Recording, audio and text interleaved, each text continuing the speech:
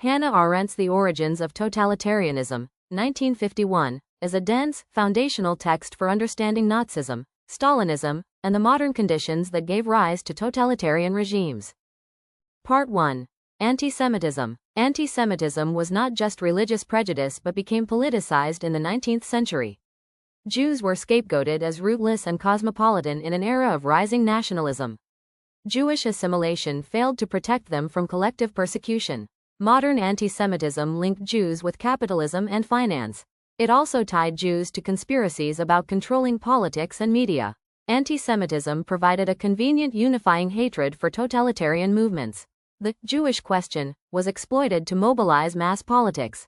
Nazi ideology elevated anti-Semitism to a central organizing myth. Anti-Semitism blurred distinctions between religion, race, and politics. Its modern form was more systematic and state-backed than earlier prejudices. Part 2. Imperialism. 19th century European imperialism created conditions for racial hierarchies. The concept of race thinking emerged in colonialism and carried into Europe. Imperialism normalized violence, conquest, and the dehumanization of others. Bureaucratic rule in colonies weakened rule of law traditions. Expansion for expansion's sake became a political logic. Imperialism encouraged the idea of superfluous people, displaced populations. Racism was institutionalized as an organizing principle of rule. Pan-movements, pan-Germanism, pan-slavism fed into expansionist politics.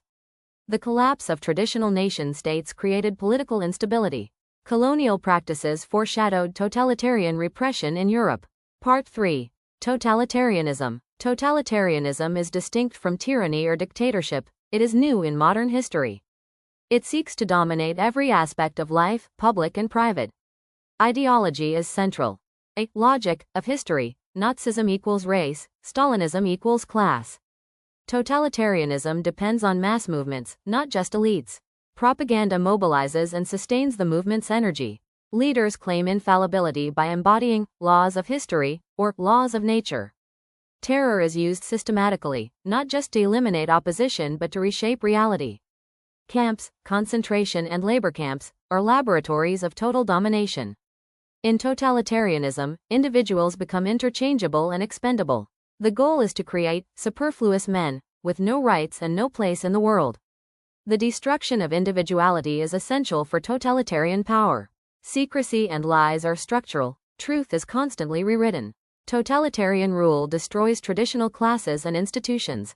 Loneliness and isolation in modern society made masses susceptible.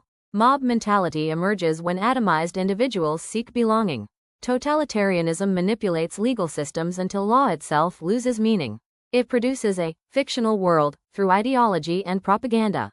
Bureaucracy enables faceless, mechanized domination. Terror is both an instrument of rule and an end in itself. Unlike autocracies, totalitarianism aims for permanent revolution and expansion. Key insights and legacy. The decline of the nation-state contributed to statelessness and rightlessness. Stateless people in the interwar period revealed the fragility of human rights. Rights were only guaranteed through membership in a political community.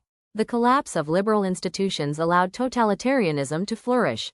Totalitarian movements exploit crises of legitimacy in modern politics. They weaponize ideology to transform reality into myth. Violence and terror are not tools but defining elements of rule. Totalitarianism is not inevitable. It arises from historical crises. Arendt warns about the fragility of democratic institutions under stress. The book remains a warning. Totalitarianism can re-emerge if conditions repeat.